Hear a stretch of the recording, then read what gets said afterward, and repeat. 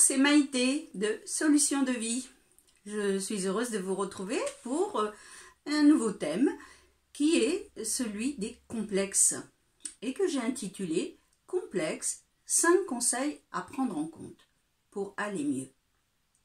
Cette capsule vient en fait compléter la capsule que j'ai intitulée « Comment se montrer moins susceptible ». Mais c'est un premier abord, un premier contact avec ce sujet et nous en reparlerons plus longuement après. Donc, qu'est-ce qu'un complexe? C'est un élément, dit le dictionnaire, inconscient qui est susceptible de venir perturber l'activité consciente du sujet. Alors, définition bien compliquée, bien complexe si vous me permettez ce jeu de mots. En fait, il est question du regard que nous portons sur nous-mêmes et du regard que portent les autres sur nous. Les deux nous permettant de nous construire, de nous situer. Le fait rassurant dans tout cela, c'est que nous avons tous une possibilité d'avoir un complexe ou même des complexes.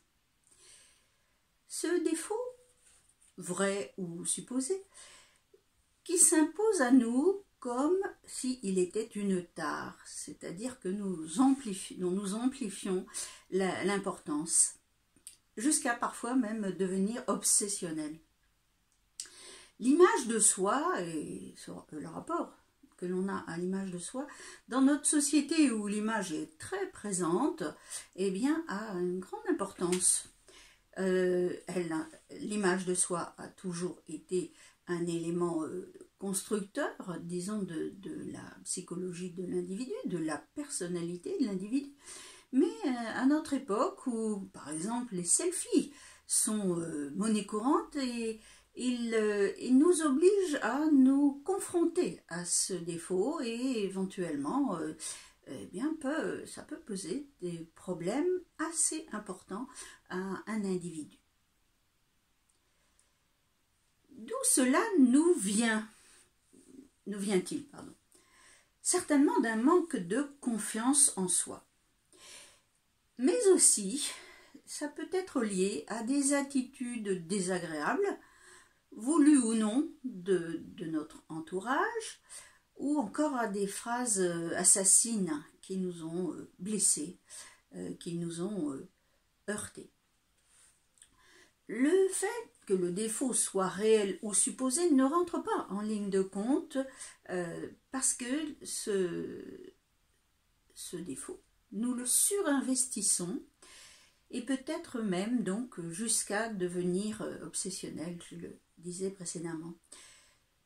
Toutes ces attaques, entre guillemets, vont voir se cristalliser nos peurs de ne pas plaire, nos peurs d'être différents des autres, d'être ou de se considérer comme moche.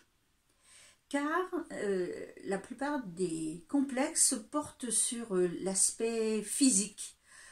Les cheveux, le nez, la silhouette, les fesses, les cuisses, le ventre, les oreilles, les dents et encore tellement d'autres choses, que sais-je encore, qui nous paraissent avoir un défaut. Mais aussi, parfois, et là c'est encore plus dur bien sûr pour celui qui en souffre, ça peut être le complexe d'un nom de famille qui n'est pas facile à porter, ou alors qui en fait nous différencie d'une façon trop nette de ceux qui évoluent à côté de nous. Je vous propose donc 5 actions que je pense efficaces pour essayer de nous en sortir, d'être moins complexés par rapport à ce défaut physique ou autre, mais que nous avons surinvesti. Il faut arriver à faire de ce complexe une particularité positive. ne pas être dans la compensation, ce qui est généralement le fait d'un problème psychologique, mais il faut essayer de l'apprivoiser, de le faire sien, et dans le sens où qu'il ne soit plus un ennemi. Deuxième conseil, c'est relativiser la situation.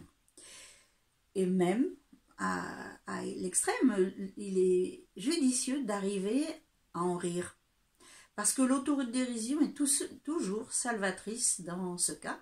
Elle permet, disons, de pouvoir être moins sous la contrainte du complexe. Un troisième conseil, oui, serait de trouver les bonnes personnes, celles qui vont vous apprécier telles que vous êtes. Et quand la personne, disons, devient adulte, parce que le complexe peut nous toucher dès l'enfance et parfois a une très forte résonance en nous, mais quand il est encore présent à l'âge adulte, l'amour d'un individu, d'un autre, quel qu'il soit, peut être d'un grand secours, c'est un grand levier, si tant est que l'autre, lui, ne voit pas ce défaut, ou ce petit dysfonctionnement, je ne sais comment l'appeler en l'occurrence, mais il ne le voit pas comme une montagne. Il a une autre approche de la chose, et donc ne vous suit pas dans l'analyse que vous faites de ce défaut comme étant, en remplissant, disons, la vue comme l'arbre qui cache la forêt. Il est judicieux, c'est le quatrième de mes conseils, de comprendre qu'il y a un espoir de changement. Et il suffit souvent d'un déclic. Le regard de quelqu'un qui vous apprécie tel quel, de nouveau dans votre vie, ce n'est pas obligatoirement le compagnon ou la compagne de vie, quelqu'un qui n'était pas dans votre vie, donc une nouvelle rencontre, et qui va vous valoriser et vous faire aussi vous confronter à ce petit dysfonctionnement, petit ou grand, après chacun a le degré de ses complexes, mais ce nouveau venu dans votre entourage peut vous servir de déclic. Et enfin, il est judicieux de différencier l'individu que nous sommes, donc notre personnalité, du complexe qui nous touche. Ne pas lui laisser la victoire sur nous-mêmes, mais s'en dépêtrer en coupant, en différenciant. Vous n'êtes pas votre complexe, il n'est pas vous. Enfin, je voudrais suggérer à l'entourage du complexé, qu'il soit enfant ou qu'il soit plus adulte, quelques attitudes qui vont l'aider. Il faut, en tant que parent par exemple, il faut déceler la souffrance de l'enfant.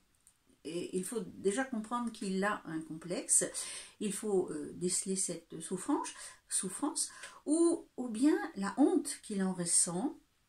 Il ne faut surtout pas les banaliser. Il faut donc entendre le problème de l'enfant et l'aider à y apporter remède s'il est possible de l'aider à relativiser déjà, pour amoindrir l'effet dévastateur du complexe. Dans cet état d'esprit, il faut penser que beaucoup des enfants qui sont confrontés en fait à qui sont confrontés à une difficulté qui sont maltraités finalement par le groupe classe par exemple, ou le groupe collège dans lequel ils évoluent, ne vont pas obligatoirement le confier à leurs parents. Heureusement, il y en a qui le font, hein, qui se confient à leurs parents et donc les parents peuvent aider à dépasser cet état de fait, surtout quand si il arrive que cet état de fait soit une véritable maltraitance. Et donc que l'enfant puisse comprendre que chez lui, enfin, chez ses parents, il y a vraiment un havre de paix. C'est un peu d'ailleurs mis en difficulté avec les réseaux sociaux, puisque même maintenant, le harcèlement par le biais des réseaux sociaux fait que ça s'introduit aussi dans ce havre de paix qu'était la maison. Enfin, parfois c'est au sein du domicile de l'enfant qu'est la raison majeure qui a suscité le complexe. Un des parents peut avoir des attitudes plus que désagréables et qui met l'enfant en grande difficulté. Il peut donc aussi s'agir d'être attentif à un malaise que l'enfant ressent, le faire parler. Si on sent que le degré est encore plus important qu'on avait perçu au début, ne pas hésiter à recourir à l'aide d'un professionnel, c'est certainement une bonne attitude. Un autre point que je voulais suggérer pour les personnes qui sont pour aider un complexé, c'est qu'il faut se rendre compte que le jeune et après même l'adulte, nous avons besoin de faire partie d'un groupe, d'y être accepté. C'est un des besoins de la pyramide de Maslow, d'y être accepté, et que parfois, pour ce faire, nous allons peut-être déplacer nos limites et ça peut aller trop loin. Par exemple, dans un groupe où les gens sont tatoués, par exemple, où les gens sont fumeurs, l'individu se sentira tenu pour être accepté dans ce groupe, pour adhérer au groupe, de faire ces mêmes actions qui seront peut-être éloignées de son moi profond, dans lequel il ne se reconnaîtra pas totalement. Et là, si on peut aider l'individu, c'est à l'aider à se rendre compte de ce qu'est son moi profond, et peut-être que dans un autre groupe, il serait plus à l'aise.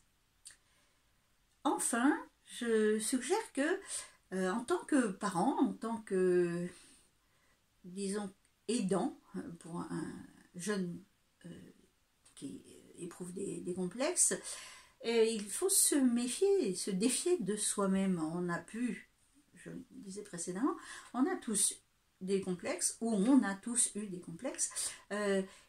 Il ne faudrait pas communiquer son ou ses complexes à ses enfants, ou plutôt, pour l'enfant, il ne faudrait pas reprendre à son compte le complexe par exemple, de sa mère, de sa grand-mère. Il y a parfois des effets générationnels qui sont pervers, parce qu'en fait, on n'arrive pas à se défaire d'une charge, comment dire, ayant existé pour ses aïeux, son père, sa mère, et on a l'impression de ne pas le respecter, de ne pas l'aider en n'acceptant pas cette charge. Or, il n'y a rien de moins pervers que cela. Il nous faut laisser les complexes des autres membres de la famille et des ascendants, donc, être les leurs. Alors, il y a bien sûr le cas des personnes qui vont dire que leur ressemblance physique avec, par exemple, leur mère, leur grand-mère, les a entraînés à reprendre à leur compte ce complexe. je crois qu'il faut oser s'affirmer, non pas en opposition avec les dites personnes, mais pour rompre un lien qui est en fait pervers. Voilà, cette capsule est terminée. Je voulais juste commencer à aborder ce problème du complexe qui sera repris dans d'autres capsules ultérieurement. Voilà, je vous remercie d'avoir écouté et visionné cette capsule. Je vous propose bien sûr de me laisser un commentaire. Vous avez peut-être justement un témoignage à apporter sur ce que vous avez vécu en tant qu'enfant ou que vous vivez encore avec un défaut que vous n'avez pas jugulé, je dirais, et qui vous empoisonne encore peut-être un peu la vie. Commentez aussi en mettant quelles sont les astuces que vous aviez trouvées pour évoluer et être moins sous ce joug. Et enfin, si vous le souhaitez, eh bien, vous aurez la gentillesse, et ça m'aidera bien sûr beaucoup, de liker ou de partager. Je vous remercie aussi d'être présent à ces différentes capsules et à me suivre sur ma chaîne Solutions de vie. Au revoir et à bientôt.